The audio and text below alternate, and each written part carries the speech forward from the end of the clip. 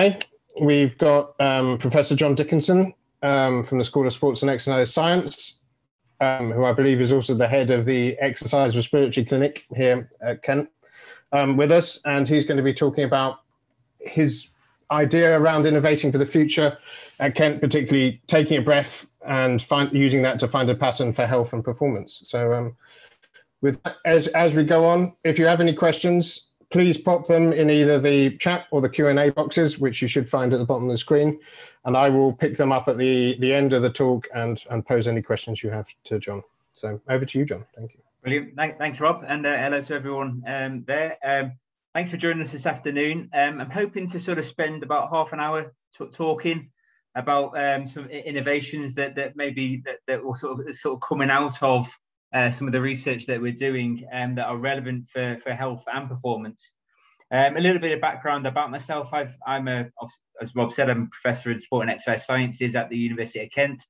I've been at the University of Kent now for just short of 9 years.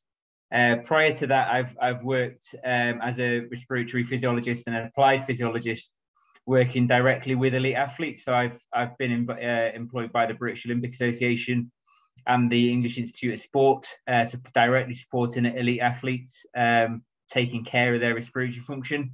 And at the University of Kent, Rob mentioned that I head up the Exercise Respiratory Clinic. And at that respiratory clinic, we offer a service where we deal with individuals who are experiencing exercise respiratory issues. Sometimes that's related to asthma, sometimes it's related to other issues. And that really starts to sort of crux around this innovating for the future and where this innovation might come from in terms of helping individuals manage their respiratory symptoms. And the reason why we're interested specifically in respiratory symptoms, and I see a lot of it from a sporting point of view, is because exercise respiratory symptoms are the most commonly reported symptoms by athletes. And chronic conditions like asthma are the most chronic conditions experienced by athletes.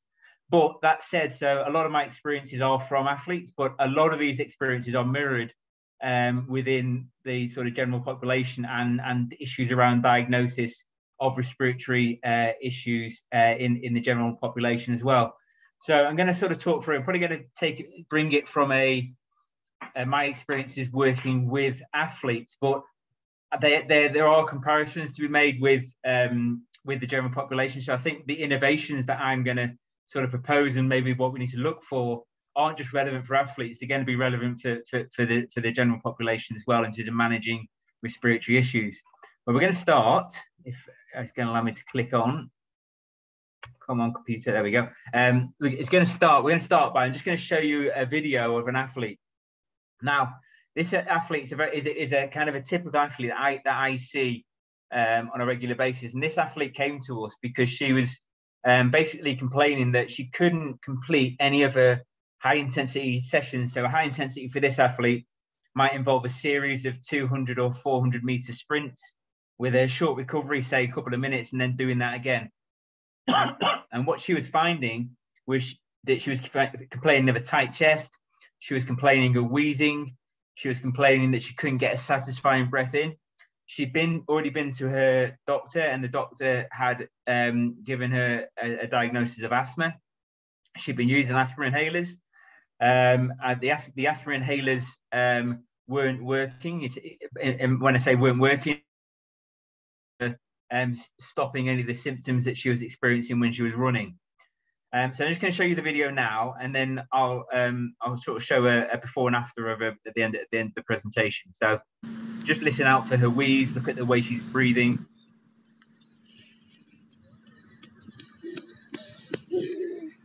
Brilliant. You stand up for me. You stand up and just look straight. Stand still and look straight ahead.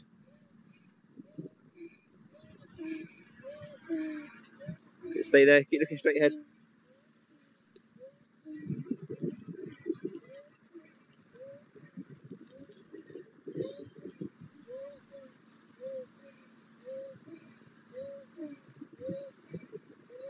Okay, so you can hear that she's got a wheeze when she breathes in. If you watch her breathing pattern, you'll see her stomach and her chest that move at the same time. If you look at her posture, sort of neck sticking out in front of her body, and she's complaining that it's really difficult to get her breath in.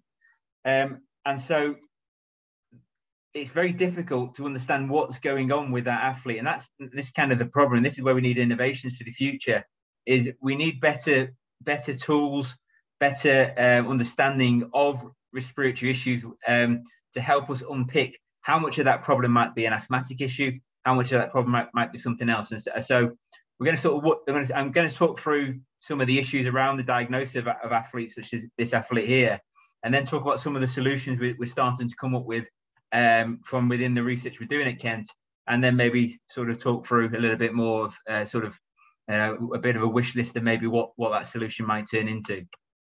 So the problems of respiratory symptoms, and this isn't just related to athletes.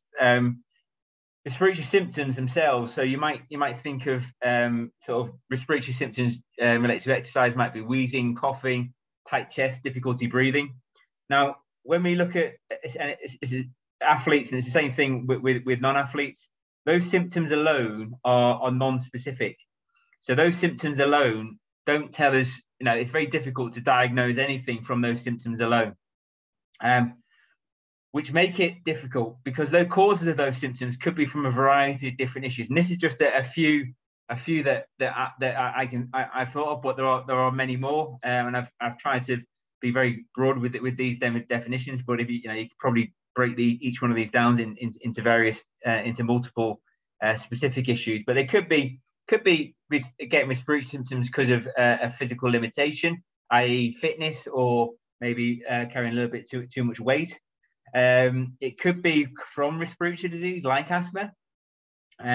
You could be experiencing these respiratory symptoms because you've got a laryngeal disorder, so it's more of an upper airway issue that's maybe causing that sort of tightness, difficulty getting air in.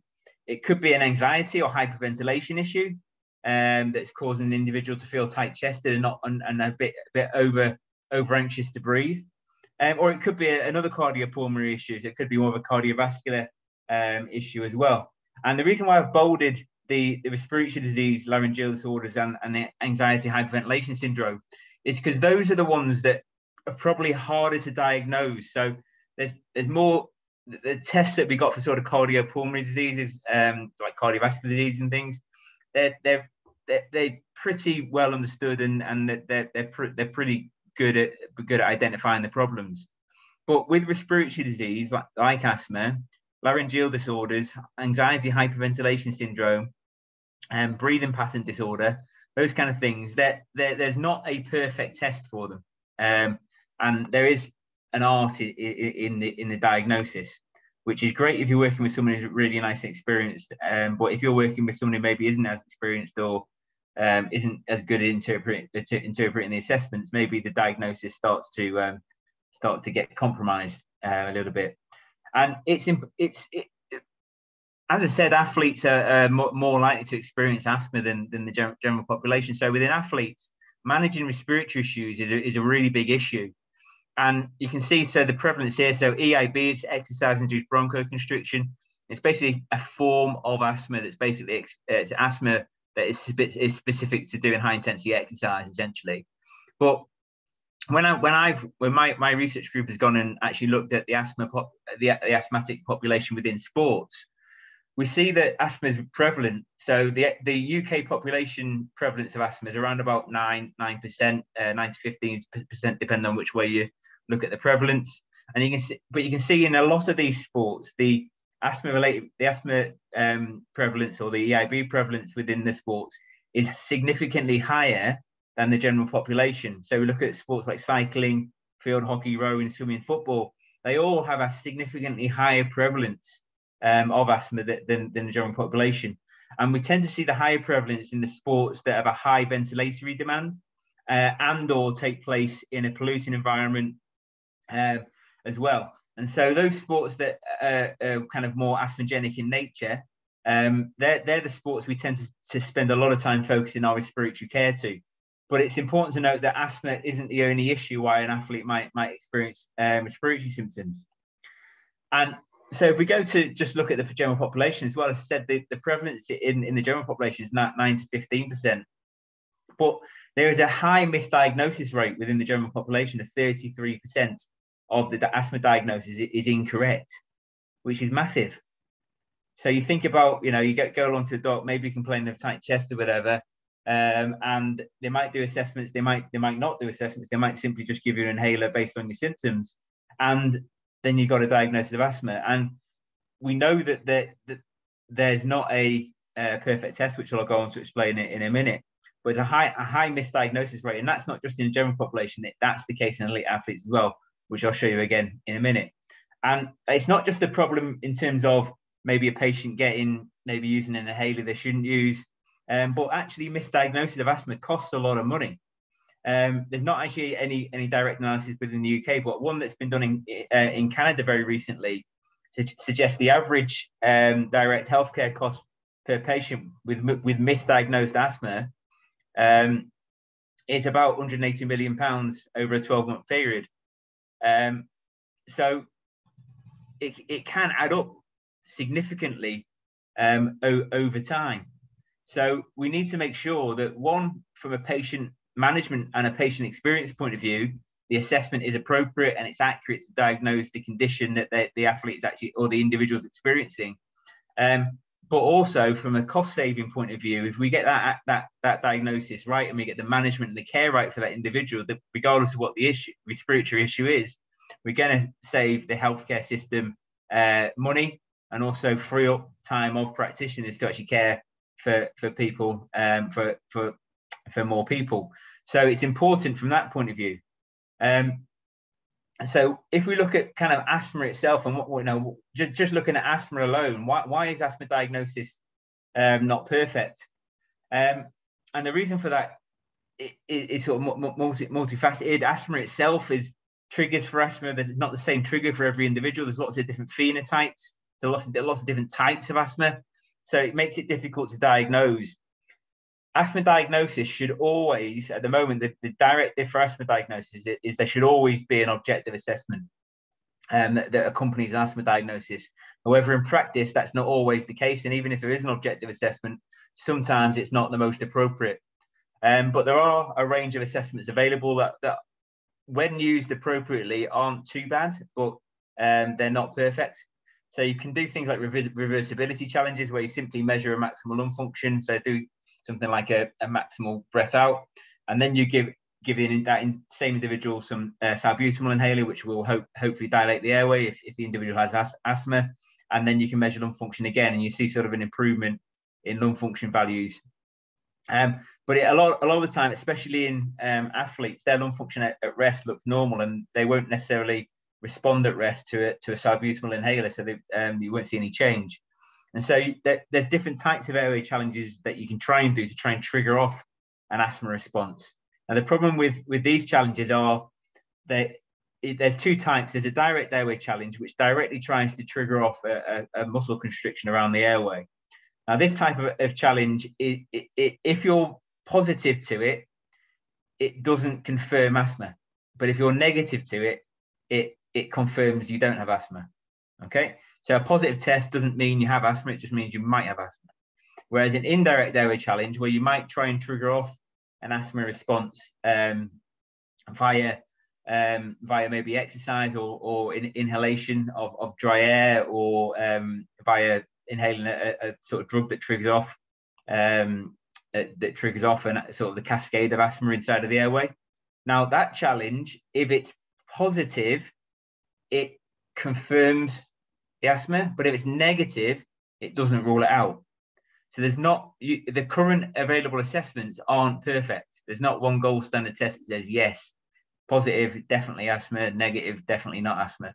And so it's a bit of an art, as I said, in terms of using the test, using the individual's history to try and construct the evidence that's needed to get a secure diagnosis of asthma. And a skilled practitioner can probably make use of these tests well. But a lot of practitioners dealing with individuals, especially when it's mild cases, maybe aren't experienced or don't have access to all the assessments. And that's when things can, a diagnosis can kind of could go not as good as we'd hope. And this is kind of the case within elite sport. So this is some of our data that we collected from elite football players. We collected this data just over 10 years ago now. But basically at the time, the regulations were to be able to use asthma inhalers, that the players had to demonstrate they could give us a positive challenge to one of those examples that I showed.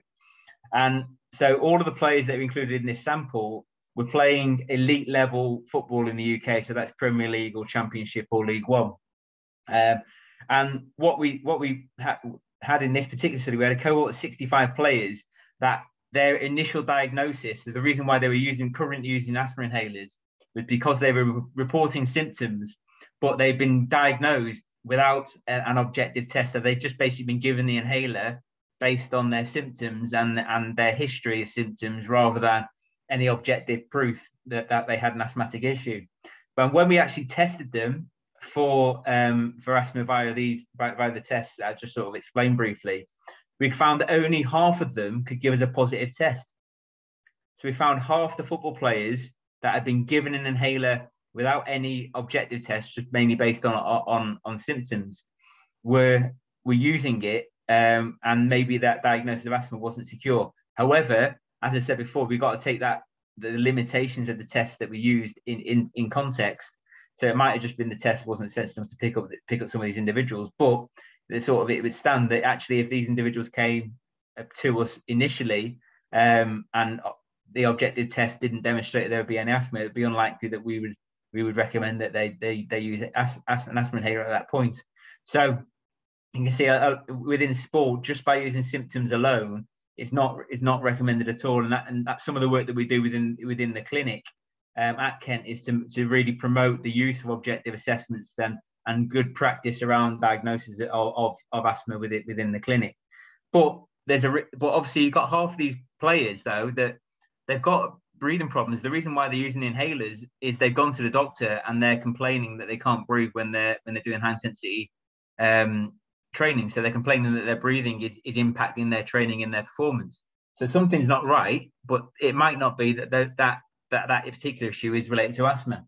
So we need to come up with solutions, and this is just to sort of drive that home. We do a lot of support with elite athletes within the clinic, and we supported the British Olympic swimming team over the past 2 Olympic cycles. And some of the stuff that we've picked out from that team kind of just sort of lead into this future innovations, because some of the things we found from them have sort of led on to our next stages of research investigation.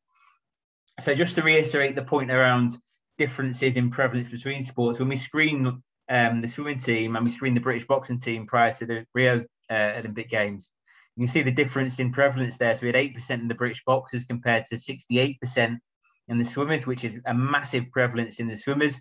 But on the flip side, so I said in the previous slide that a lot of athletes get misdiagnosed with asthma. We've also found in the swimmers, we found a lot of athletes who are actually at the elite level, they didn't realize they had asthma. So they were basically slipping through the radar. So using symptoms alone just to detect the individual with asthma maybe isn't appropriate, because a lot of athletes might not report the symptoms or recognize the symptoms. So we start to pick out actually screening large groups of athletes might be important to make sure we get diagnosis accurate. The other thing we also did, though, we didn't just look for asthma in the swimmers. We looked a bit more holistically. So we did a kind of a systematic review of their respiratory system. So alongside the asthma test, we did assessments. We either did assessments or we asked questionnaires to look at things like laryngeal closure, nasal disease, recurrent respiratory infections, side effects from inhalers, abnormal breathing sensations. And what we found was every athlete that had an asthmatic issue also had something else going on, another respiratory issue. And we found other respiratory issues in athletes that didn't have asthma. And so this kind of started to ring the bells a little bit, saying, well, actually, it's not just about asthma. Asthma is prevalent in elite sport. It's prevalent within swimming, but respiratory issues aren't only caused by asthma, and they're not only solved by dishing out inhalers. So when people are out of breath walking upstairs or flying up and down a swimming pool, and they've got maybe a diagnosis of asthma, it's not always the case that the asthma is causing the breathlessness. And it's understanding and treating that individual holistically rather than simply looking in that narrow asthma box. And that kind of work led on to a project that I was involved in the background, where my PhD student went on to actually be employed by the English Institute of Sport. And they conducted a study looking at rolling out this sort of systematic assessment of respiratory health within the athletes that are supported by the English Institute of Sport. So these are mainly Olympic sports. And what they did was they rolled out this systematic respiratory health assessment with 122 athletes. So in a similar way to the way we work with the swimmers, they looked for issues like asthma, laryngeal issues, nasal issues, allergies. And what they found was at least one respiratory issue in 80% of the cohort of athletes. So at least 80% of the athletes that went through this systematic respiratory health screening had a respiratory problem, and at least 2 were found in 60% of the athletes. So again, that just highlights the importance of actually managing respiratory issues appropriately in athletes.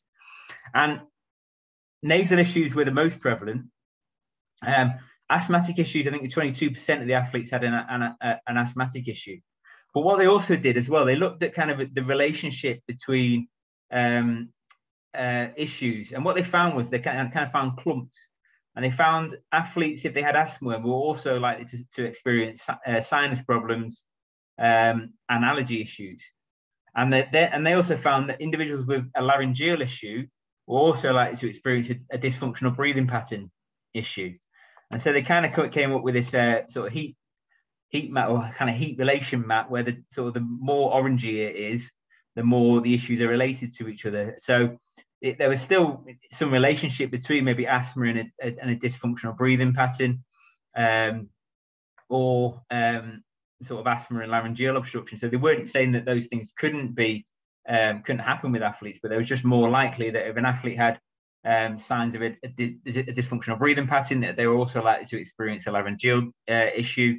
And if an athlete had signs of asthma, then they were also likely to experience an allergy or sort of a sinonasal issue.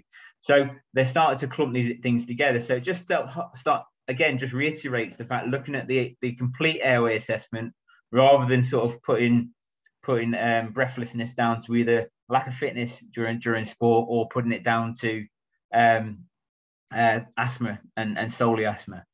And so that kind of leads me on to just talk about another issue. So a lot of these athletes, a lot of the time, it's easy to pick up things. It's easier for medics to pick up things like cardiovascular problems, etc. But there's this big issue around dysfunctional breathing patterns that's starting to crop up more and more in athletes. And we saw a lot of football players experiencing respiratory symptoms, but weren't experiencing asthma. And again, you can see a lot of the athletes in the latest systematic respiratory screening from the English Institute of Sport experiencing symptoms that are more related to dysfunctional breathing patterns. Now, breathing patterns are an interesting topic, and breathing patterns, I think, could be a very good, sort of a global thing to, one, not just help athletes improve their management of any respiratory issue, but they could also be used in a clinical setting or for individuals every day. Because if you think about it, no one ever tells you how to breathe. No one ever teaches you to breathe. You just do. You find a way to do it, because if you don't, you die. So you kind of find a way to breathe. But if you asked sort of your top gurus, what is the perfect way to breathe? There probably isn't, a bit like what is the perfect way to run, for example. There isn't there's a consensus to a point, but there's not anything objective that helps us helps us do that from a pattern point of view. And a lot of the reasons for that are there's no standardized method. Current methods that you might have seen, so things like using breath by breath technology that maybe you might use to detect cardiopulmonary issues or do VO2 max tests with, they do measure breathing frequency and tidal volumes, but they don't really tell you much about the way that the breath is generated or the movement of the rib cage. They just give you how often someone is breathing in and out and what the volume is per breath, but they don't tell you how the individual is achieving that. So if you're going to diagnose an athlete with a dysfunctional breathing pattern, you might find that you haven't got there's no objective test there straight away, but also the diagnosis is done by exclusion of other issues and symptoms, sometimes by observing breathing pattern, a little bit similar to with the athlete we saw at the start. There aren't any specific questionnaires at the moment, and there's not really there's some emerging technology, but this is where I think there's quite a big opportunity to develop some really good technology to support the diagnosis of dysfunctional breathing, but also the management. Because I think that using breathing pattern, actually, we'll show you in a bit, actually might be really valuable just to secure the diagnosis of conditions like asthma or COPD and other issues as well. And so one of our solutions is to use to help characterize breathing pattern is to use a very sort of technical piece of kit using 3D motion camera technology, and similar technology to the way they sort of make avatars in films and things. But I said at the top here, it's an expensive solution because it requires expensive motion capture system. It requires these markers. It requires experienced technicians to run it and interpret the data. So even though we can get a lot of information out of this analysis, it's not readily available. It's not like you can just walk into your local GP and they can run this analysis for you. So it's not readily available, but we're using it to help us understand breathing pattern. And so the way this sort of system works, you can see this participant here has got a lot of markers, reflective markers on their chest and on their back. And what that does is it allows us to create a 3D model of the torso, so we can get sort of abdomen, lower rib cage, and upper rib cage. And so we can then now quantify the movements of the rib cage, the abdomen, and the back, and we can look at the coordination of the movements. We can split it up into looking at left and right, or just simply looking at maybe the top row of markers versus the bottom row with the rib cage markers. Also, we can do lots and lots of different analysis with it. But one of the things we try to do is simplify it a little bit and just look at rib cage movement, which is on this on the vertical axis, and versus abdomen movement. And what we started to see is in what we're kind of deeming a healthy breathing pattern. So this is someone that's not complaining of respiratory symptoms during exercise, and they haven't got respiratory disease. What we see in sort of these healthy breathers is that when they take a breath in, so this is when the figure's going left to right on the graph. As they breathe in, you can see that the abdomen moves, but the rib cage moves at the same time. So we get this nice 45-degree angle of the sort of breath in. So the abdomen and rib cage move together on the way in, and then they move together on the way out. And just nice and smoothly goes in and out. And we see that pattern at rest. We see it during exercise, and we see it during recovery from exercise.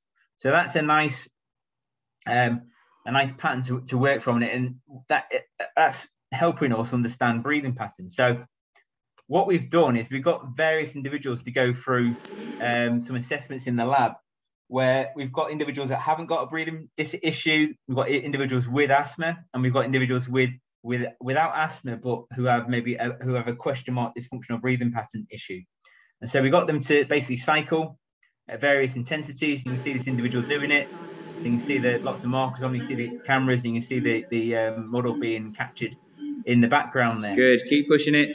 Okay. And what that does is it allows us to create these models, and you can see this in real time now. So we look at the top right hand figure here. That's the abdomen versus the rib cage movement going in and out. And this is an individual at rest. You can see that nice 45-degree angle. You flip onto somebody who again hasn't got a breathing problem, but this is during exercise. The actual figure itself is wobbling because they're cycling. But when we take out the noise of the movement and we actually look at the breathing pattern, you can see again, nice 45-degree angle to it, nice synchrony between the abdomen and the rib cage. And then we look at the same an issue, someone who had a healthy breathing in recovery, similar picture. So when we look at someone who's got an asthmatic issue, when we actually look at their breathing pattern at rest, when their asthma isn't obstructed, you can see again, same thing. They get this nice smooth movement. So an asthmatic breathing pattern, when they're not obstructed, they're not experiencing asthma, looks healthy, looks fine, which you should do. But when we actually trigger off an asthma response, this is the breathing pattern we see. So you can see the change in the breathing pattern with an individual experiencing an asthma response. And what we see is that the abdomen, you can see this change in the breathing pattern. So the abdomen is moving first, and then the rib cage moves on the breath in, and then the rib cage moves, and then the abdomen moves on the breath out. And then we give the individual an inhaler to reverse the obstruction they've got in their airway, and their breathing pattern starts to return to a healthy breathing pattern.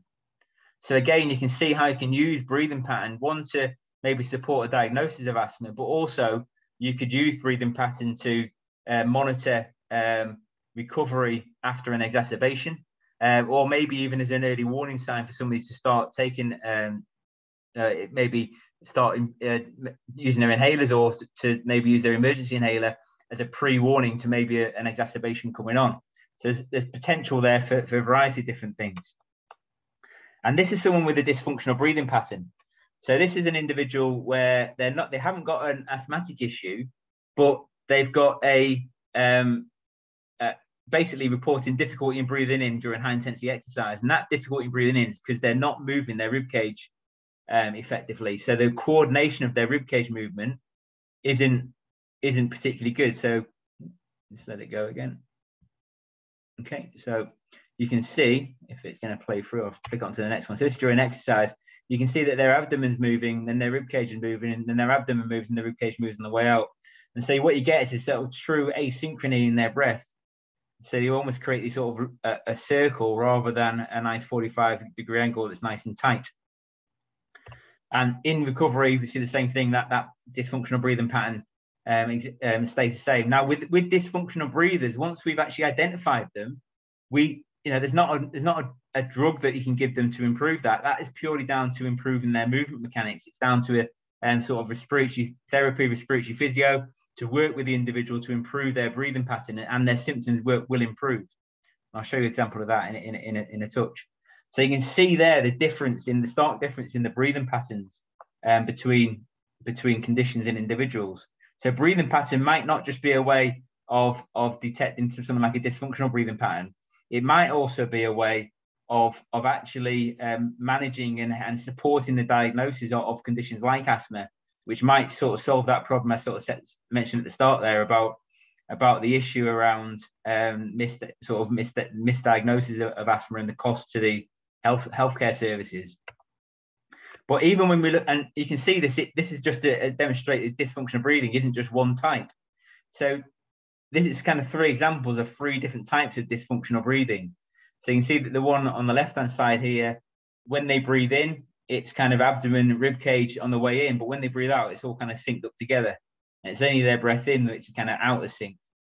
Then you've got the individual in the middle here, who is really rib cage movement first. So this individual is probably more of a sort of shoulder lift initially with their breath, and then they try and move their abdomen towards the end of the breath, and then they breathe out, the abdomen moves first, and then the rib cage comes down. And so again, that sort of demonstrates a different type of dysfunctional breathing. And a third way is the abdomen moves and then the rib cage moves, and then the rib cage moves, then the abdomen moves. So there's different forms of dysfunctional breathing that we can detect from these systems, but you can see they're all away from this nice smooth 45-degree angle. So we can use the breathing pattern diagnosis or this system to detect the breathing pattern and then educate the individual about what we want them to do to improve their breathing pattern. And when we do that, and the way we might educate them is by using a variety of different techniques. There's sort of respiratory physio that might focus on breathing technique and posture. We can then build in things like respiratory muscle training to support that. So there's a variety of different techniques we can do, but when we do that, it can be quite effective. So again, I'll just go back to this athlete. And this athlete, we actually ended up diagnosing with a dysfunctional breathing pattern in the end. So I'll just remind you of her breathing pattern to start with. Brilliant. You stand up for me. You stand up. Just so with her, stand still and look you'll see ahead. her stomach and chest aren't moving together. You can hear that wheeze, that laryngeal issue. Keep looking straight ahead. And you see her shoulders just disappearing straight up. And then we basically educated her. We told her what was causing that. We put her through she did really well with the breathing exercises. And then this is 2 months later, the same individual. Can you just stand up for us? Just look dead straight forward. You just pull your shirt tight if you can, so I can see it. That's it. You can see better coordination between the stomach and abdomen. There's no wheezing going on. Good work. Much better control, much better posture. She's now getting more appropriate movement in her lower rib cage, moving sideways as well as upwards and forwards. And you can just see her breathing pattern is better and she's recovering better. And she's also not complaining that her breathing is limiting her performance when she's running. So that consideration of actually what it might not be asthma that's causing the problem, it might be something else, might be a dysfunctional breathing pattern, is crucial to actually managing individuals' respiratory problems. So just a couple of slides just to finish up. So what does the future look like? So that's kind of where we're at now. But what do we need? I think we need a better understanding of how breathing patterns can be used to diagnose and manage respiratory conditions. So it's obviously going to be key for dysfunctional breathing patterns, but I think there's also a role for it in managing other respiratory issues. We need to improve accessibility to the technology that allows for measurement of breathing pattern. So we want technology that's accessible by practitioners in a clinical setting, maybe even some technology that allows you to measure your breathing pattern in the similar way to what I've just demonstrated there in a home or a field-based setting. So that maybe you can measure your breathing pattern and it uploads into a system and your asthma nurse or someone can check your breathing pattern at distance. We need to, there's benefits to potentially to incorporating breathing pattern assessment into breathing pattern training programs. So when individuals are sent to respiratory physios to incorporate actually objective assessments of breathing pattern, but also we can look to include it in real-time feedback. So individuals might be able to watch their breathing pattern and look how they're performing and change accordingly and see the benefits of it. And also we need to improve public understanding of breathing pattern. For example, I think a lot of individuals opt out of doing exercise at quite an early age because when they try and exercise hard, maybe their breathing pattern isn't allowing them to exercise. So they feel short and tight of breath. They don't enjoy doing exercise, so they choose not to do it. And I think a lot of those early decisions are partly in part due to kind of breathing pattern. So early education of why an individual might be breathless and how to manage that and how to improve your breathing pattern might actually have quite a big impact in terms of the physical activity numbers that the population as a whole get up to. How are we going to do that? Potential technology. Well, there are already some technologies out there, but they're not in terms of the ones that are accessible. They don't give you the type of information that we can currently get from OEP. And also, if they do, they're very noisy. So they only allow you to get some of the information, but only maybe at rest or sitting down. But what we want to do is try and create technology that allows an individual to maybe us to monitor their breathing pattern in a sort of a natural environment for them. So that could, some of the ideas we've had, it could involve generating using video camera technology in a phone to maybe sort of just coach an app to track movement and track markers in the chest. It could involve wearing things like wearable sensors or wearable microchips that pick up movements of various parts of the bodies.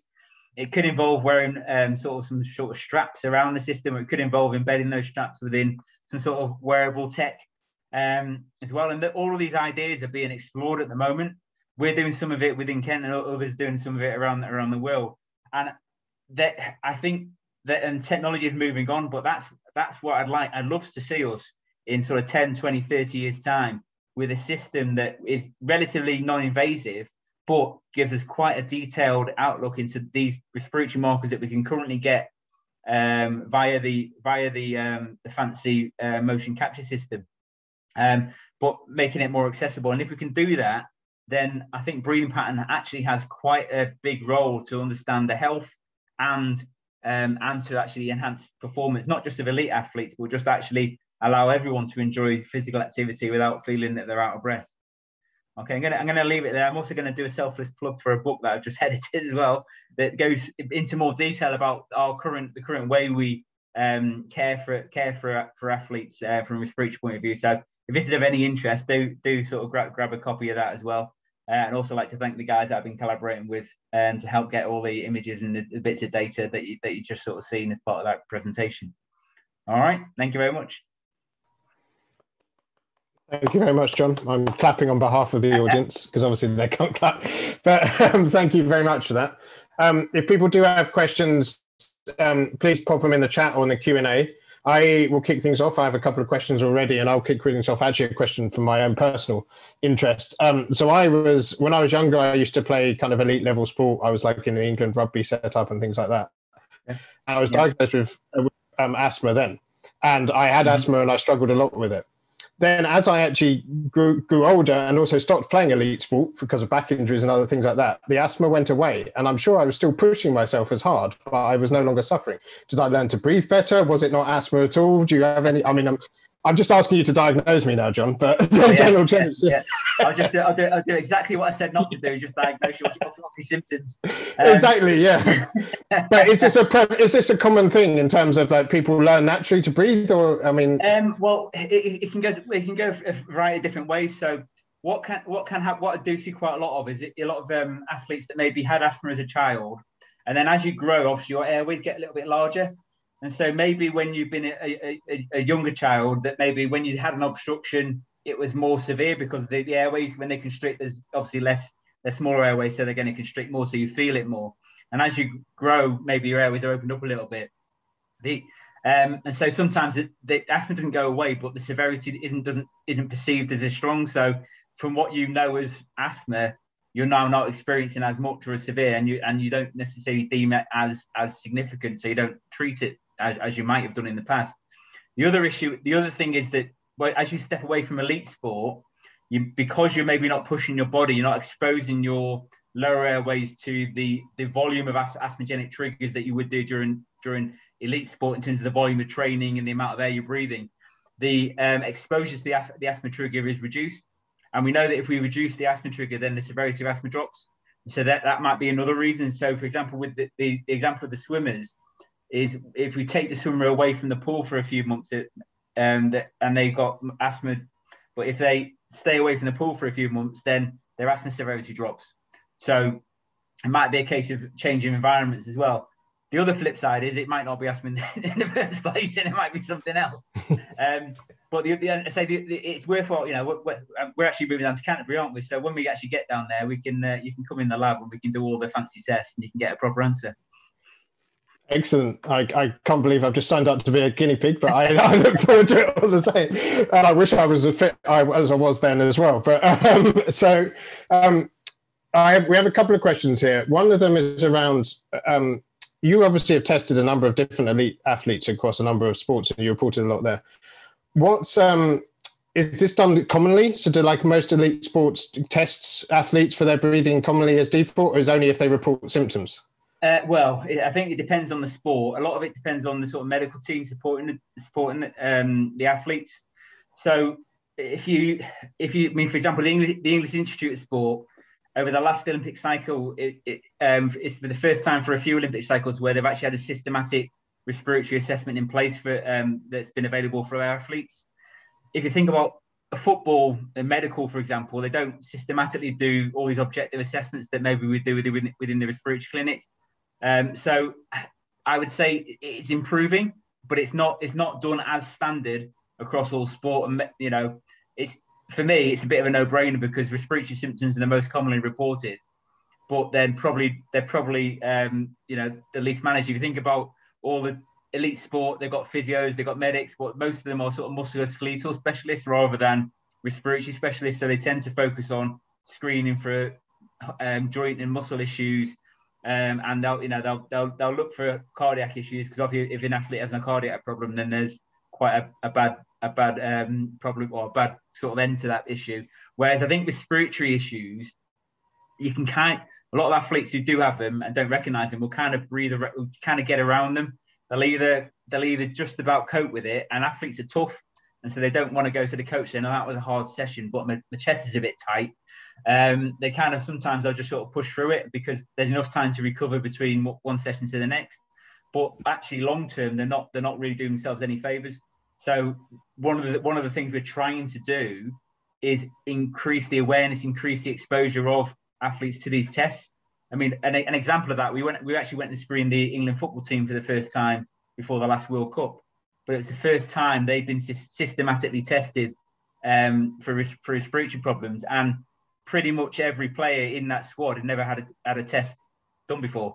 So they were all going, "What's this? What are you doing?" because it wasn't something that they'd ever been exposed to. So it was, that's kind of where we're at within certain sports. That's interesting. I think a question we've got that's building out of that a little bit is, and I'm going to expand on it a little bit if I may, is, I mean, people remember kind of the Froome salbutamol case in elite cycling and those kind of things. And we know that a lot of elite athletes, particularly in cycling, they use salbutamol as this legal whatever. Do you feel that we will ever reach a stage when the testing will be good enough for people to regulate, yes, you've definitely got a respiratory issue that requires salbutamol, as opposed to that kind of grey area that exists in things like cycling at the moment? Yeah, I mean, it's difficult. And I think the problem, like I say at the minute, there is no perfect test for it. And partly because of the different phenotypes in asthma, and it can be seasonal as well. So an athlete might only have asthma in a particular environment. That might be going up a hill, or it might be going to the top of the Alps, or it might be going to a different country and then suddenly experience an asthmatic issue. And so sometimes it can be difficult to detect without actually tracking an athlete around every environment they're possibly going to come in touch with. But I would say that the assessments at the moment, as long as because basically if you are an experienced practitioner and you use a nice mix of the assessments, you can get it pretty accurate in terms of whether an athlete does have asthma or not. It just needs a little bit of time to invest in delivering all the assessments that you need to do.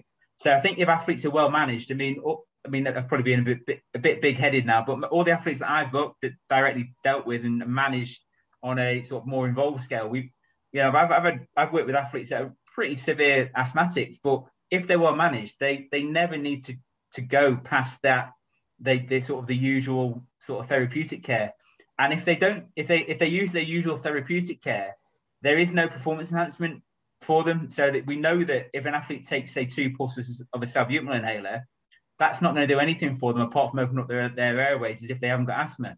So as long as athletes are using sort of therapeutic doses of asthma, it's not an issue. It's all it's doing is just protecting their airway health. The problem becomes when they get bad information or they just simply rely on salbutamol to try and treat their asthma problem rather than using better therapy to control the condition. So an athlete is only allowed to use eight puffs of salbutamol.